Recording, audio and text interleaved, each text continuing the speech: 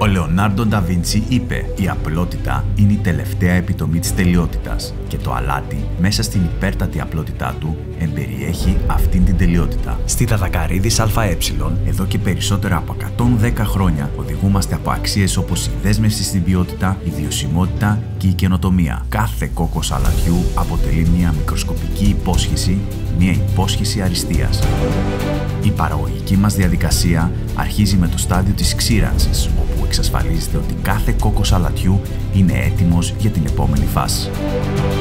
Στη συνέχεια, μέσω του κοσκινίσματος επιλέγουμε την τέλεια υφή και μέγεθος κόκκου, προκειμένου να πληρούμε τις αυστηρές προδιαγραφές των πελατών μας. Όλη αυτή η γνώση και η εμπειρία περνούν από γενιά σε γενιά και ενισχύονται με νέες ιδέες και καινοτομία, οδηγώντας στη συνεχή ανάπτυξη. Το τελευταίο στάδιο, η αυτοματοποιημένη συσκευασία και παλετοποίηση, όπου τεχνολογία και άνθρωπος δουλεύουν μαζί με προσοχή στη λεπτομέρεια, εξασφαλίζοντας την ασφάλεια και την ποιότητα του προϊόντος μας.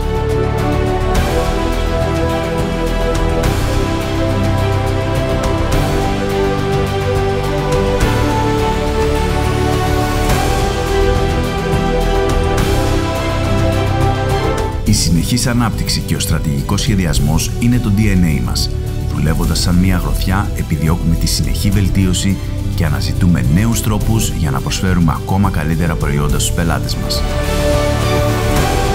Στο τέλος της ημέρας, αυτό που πραγματικά μας κάνει να ξεχωρίζουμε είναι η οικογένειά μας, η ομάδα μας. Με πολυετή εμπειρία και μια υπέροχη ομάδα που διαρκώς επεκτείνεται και αναπτύσσεται, συνεχίζουμε να προσφέρουμε ποιότητα και αξία στους πελάτες μας καθημερινά.